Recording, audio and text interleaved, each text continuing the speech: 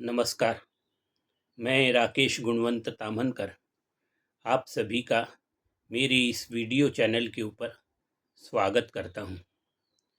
मित्रों, आजकल हमारे देश में एक बड़ी चर्चा चल रही है।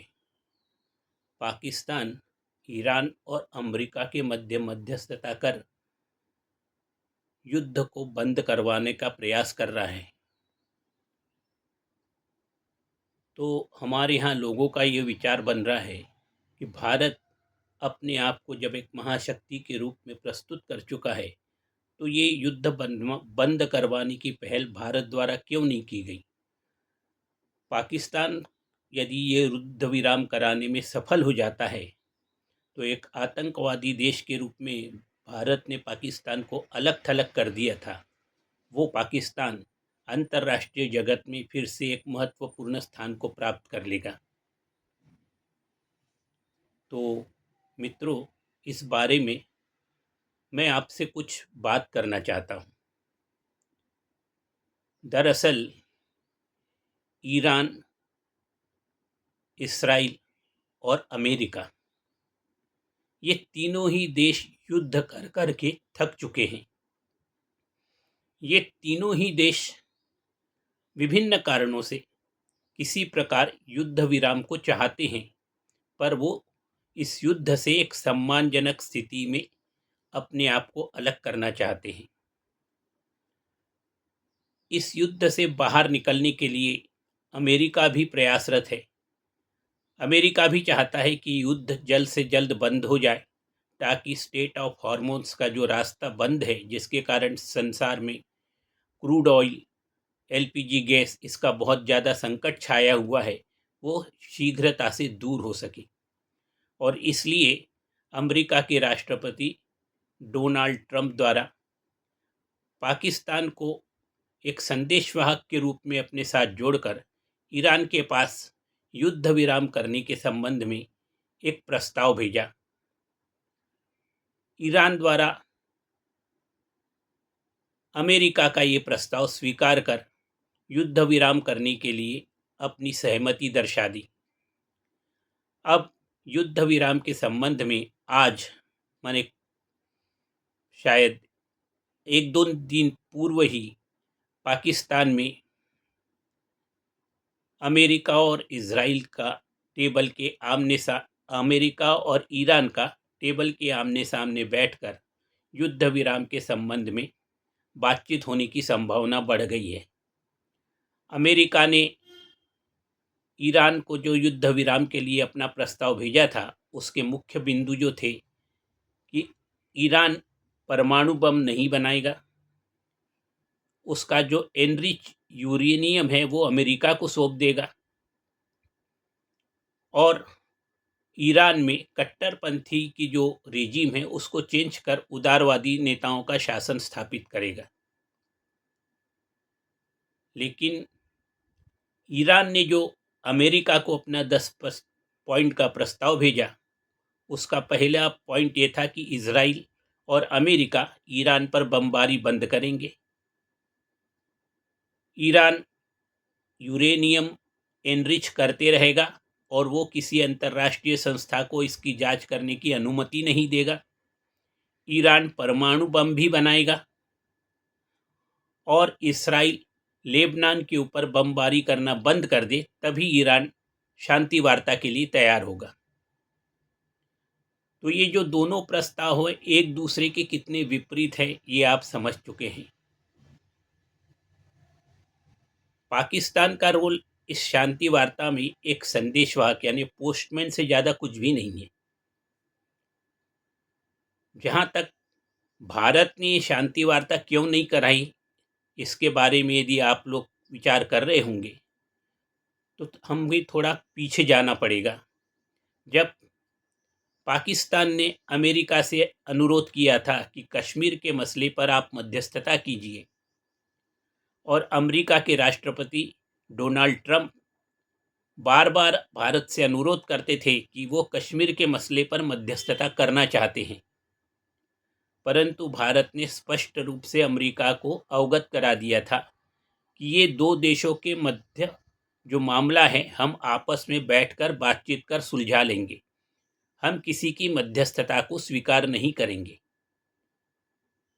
जब भारत ने अमेरिका की मध्यस्थता को स्वीकार नहीं किया था, तो क्या अमेरिका भारत की मध्यस्थता को स्वीकार करेगा? पाकिस्तान अमेरिका का एक पिट्ठू देश है और इस कारण अमेरिका ने पाकिस्तान को अपना दूत बनाकर ईरान के समक्ष प्रस्तुत किया और अपनी मांगें ईरान तक पहुंचाई। ईरान ने स्पष्ट रूप से कह दिया था कि यदि मध्यस्थता भारत करे तो हमको आनंद होगा, परंतु अमेरिका ने प्रस्ताव पाकिस्तान के द्वारा भेजा था, इसलिए हमने मध्यस्थता के लिए पाकिस्तान का बात को स्वीकार कर लिया है। इसराइल का भी मानना है कि भारत को शांति वार्ता में मध्यस्थता करने पर उसे आनंद होगा। तो आप लोग क्या समझते हैं कि भारत ने मध्यस्थता क्यों नहीं की? दूसरी बात, मध्यस्थता करने पर यदि ये शांति वार्ता सफल भी हो जाती है, तो क्या पाकिस्तान का कद अंतर्राष्ट्रीय जगत में बढ़ेगा? पाकिस्तान के हालात तो सबसे अवगत ही हैं। उन्होंने सारे देशों से कर्ज लेके रखा हुआ है और भारत एक स्ट्रॉन्ग इकोनॉमिक कंट्री है। भारत का बाजार बहुत बड़ा बाजार है और सभी देश भारत में अपना निवेश करना चाहते हैं। इस बाजार को ध्यान में रखते हुए पाकिस्तान के पास देने के लिए कुछ नहीं है, वो केवल लेना ही जानता है। एक सैनिक शक्ति के रूप में भारत एक बहुत बड़ी सैनिक शक्ति के रूप में उभर चुका है और आर्थिक शक्ति भी बन चुका है। भारत में लोकतंत्र है। भारत के जो प्रधानमंत्री है वो अपने देश में नहीं विदेश में सबसे ज़्यादा लोकप्रिय नेता के रूप में जाने जाते हैं। तो क्या अंतर्राष्ट्रीय जगत में पाकिस्तान का कद इस शांति वार्ता को करने से बढ़ जाएगा, या भारत का कद जैसा है वैसा ही बना रहेगा बल्कि और ऊपर उठ जाएगा? आप लोग क्या समझते हैं? कृपया कमेंट बॉक्स में जाके अपने कमेंट्स अवश्य लिखिए। चलिए आज के हम पॉडकास्ट की शुरुआत करते हैं। जो हमारा मूल विषय है, श्री सार्थ दासबोध संत रामदास स्वामी द्वारा रचित सार्थ दासबोध में आदि भौतिक ताप के लक्षणों के बारे में विचार करना। संत रामदास स्वामी कहते हैं, दुष्ट लोग अनेक प्रकार से मनुष्य को प्रताड़ित करते हैं और झगड़ों के कारण कन्या का अपने मायके से संबंध छूट जाता है। ससुराल पक्ष से कन्या के मायका पक्ष में हमेशा विवाद होते रहता है और इस झगड़े के कारण कन्या का मायका पक्ष जो है वो दूर हो जाता है, क्योंकि ससुराल पक्ष और मायके में बातचीत बंद हो जाती है। तो इस प्रकार जो कन्या को कष्ट पहुंचता है, दुख होता है, ये एक भौतिक ताप का लक्षण है। संत रामदास स्वामी कहते हैं, नाक और कान में छेद करवाना, इस छेद करवाने के कारण तकलीफ होती है, कष्ट होता है। घर में जबरदस्ती हाथ पर नाम गुदवाना, टैटूइंग, आजकल लोग टैटू बनाते हैं, पहले नाम या भगवान का नाम गोद दिया जाता था। और शरारत करने पर दंड स्वरूप जलती हुई लकड़ी से मारना, अंग को जलाना, ये सब आधि भौतिक ताप के लक्षणों में आते हैं। संत रामदास स्वामी कहते हैं कि शत्रुओं द्वारा बंदी बनाकर ले जाना और उनको गुलाम के रूप में बेच देना, जहां घोर यातनाएं सहते हुए मृत्यु को प्राप्त होना, ये आधि भौतिक ताप का लक्षण है। आध्यात्मिक ताप में बताए गए जितने हमने अभी तक रोगों के बारे में विचार किया था, उन रोगों को ठीक करने के लिए वैद्य अथवा डॉक्टरों द्वारा दी जाने वाली अत्यंत तीखी और कड़वी दवा, जिसको परिजन बीमार व्यक्ति को जबरदस्ती पिलाते हैं, ये भी भौतिक ताप के लक्षणों के अंतर्गत आता है। संत रामदास स्वामी कहते हैं, औषधि सेवन करने का कष्ट अनेक वनस्पतियों के रस और काढ़े और तीखे द्रव्यों का सेवन करने से मरीज को जो कष्ट होते हैं, जी घबराता है, कड़वा मुख हो जाता है, प्राण संकट में पड़ जाते हैं, ये सब आधि भौतिक ताप के लक्षणों के अंतर्गत आते हैं। वैद्य अथवा डॉक्टरों द्वारा पेशेंट को अथवा रोगी को अत्यंत कठिन परहेज बतलाए जाते हैं, पथ्य बतलाए जाते हैं। ये चीज़ खाओ, ये मत खाओ, ये मत खाना।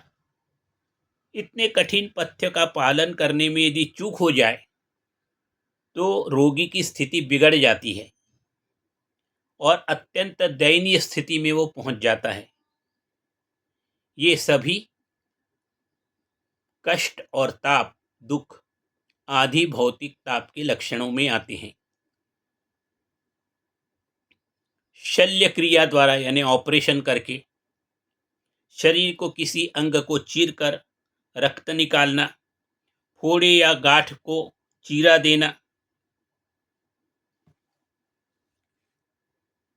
सुई चुभाना, गरम सलाखों से दागना, जिससे कि प्राणी को भारी कष्ट और दुख होता है, ये सब आधि भौतिक ताप के लक्षणों के अंतर्गत आते हैं। यातनापूर्ण उपचार जो किए जाते हैं, जैसे रुई का दूध, आग का दूध अथवा भिलावा लगाना, अनेक प्रकार के दुखों को देना, डराना, धमकाना। बच्चों को हम लोग डर दिखाते हैं। यदि बच्चा शरारत कर रहा है तो उसको हम लोग डर दिखाते हैं कि बाहर शैतान बैठा है, पुलिस वाला आ जाएगा, शेर आ जाएगा। तो ये डराना, धमकाना, शरीर को, अंगों को दागना, नसों को काटना, जोंक या लीज इनको शरीर में लगाना, ये यदि शरीर को चिपक जाए तो शरीर का सारा खून नोच लेते हैं, सोख लेते हैं वो। तो इस प्रकार के जो कष्ट हैं, ये आदि भौतिक ताप के अंतर्गत आते हैं। संत रामदास स्वामी कहते हैं, अनेक रोगों के लिए असंख्य औषधियां हैं।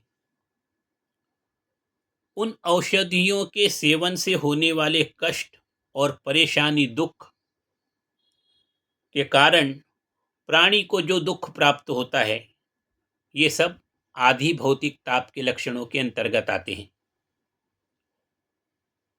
संत रामदास स्वामी कहते हैं कि तांत्रिक उपचार, पंचाक्षरी तंत्र अथवा झाड़ फूंक के द्वारा जो उपचार किया जाता है, उसमें वो झाड़ फूंक वाला जो व्यक्ति रहता है, उसको बुलाने पर वो रोगी को धूनी देता है, मारता है, पीटता है, कष्ट पहुंचाता है। ये सारे कष्ट और ताप आधि भौतिक ताप के अंतर्गत आते हैं। चोर अथवा डाकुओं का भय, डकैती डालकर चोर जब मनुष्य को प्रताड़ित करते हैं, जिसमें मन को भारी दुख पहुंचता है, वह आधि भौतिक ताप के अंतर्गत आता है।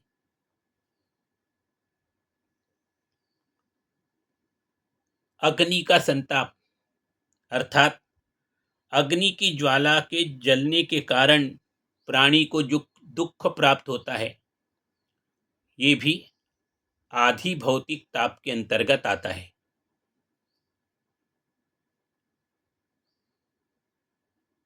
संपत्ति का विनाश, सुंदर रत्नों के भंडार और बहुमूल्य वस्त्र, ये सब जब आग में जलकर खाक हो जाते हैं, भस्म हो जाते हैं, अनेक प्रकार के अनाज, वस्तुएं, पशु पक्षी, संचित संपत्ति, संग्रह किए हुए बर्तन आदि, परिजन, ये जब आग में भस्मभूत हो जाते हैं, ये भी आधि भौतिक ताप के लक्षणों के अंतर्गत आता है। संत रामदास स्वामी कहते हैं, कृषि में हानि अर्थात खेत में खड़ी फसल में आग लग जाना और उसके कारण संपूर्ण फसल नष्ट हो जाना, अनाज, घास के ढेर या गंजी, भूसा अथवा गन्ना के खेत अचानक जलकर भस्म हो जाना, ये सभी आधि भौतिक ताप के अंतर्गत आते हैं। आकस्मिक दुर्घटनाएं हो जाती हैं। ऐसी आग चाहे स्वतः लग जाए, अपने आप लग जाए किसी कारण से, अथवा कोई जानबूझकर आग लगा देता है, जिससे कि जन धन की हानि होती है, संपत्ति की हानि होती है, प्राणी झुलस जाते हैं। ऐसी अग्नि की अनेक घटनाएं जो अनगिनत है, इससे मनुष्य का चित्त अत्यंत दुखी हो जाता है। ये सभी आध्यात्मिक ताप के अंतर्गत आते हैं। तो अभी हमने आध्यात्मिक ताप के मुख्य लक्षणों को देखा। आपको आज का ये पॉडकास्ट कैसे लगा? अवश्य अपने कमेंट बॉक्स में जाके अपने कमेंट दीजिए और ध्यान रहे, आप मेरे इस चैनल को अवश्य लाइक करें, सब्सक्राइब करें और अपने मित्रों के साथ इसको शेयर भी कीजिए, परिजनों के साथ शेयर कीजिए। आप लोग बड़े ध्यानपूर्वक जो इस चैनल को देखते हैं और मेरी बातों को सुनते हैं, इसके लिए मैं आपका आभारी हूँ। धन्यवाद। जय श्री राम। जय जय रघुवीर समर्थ।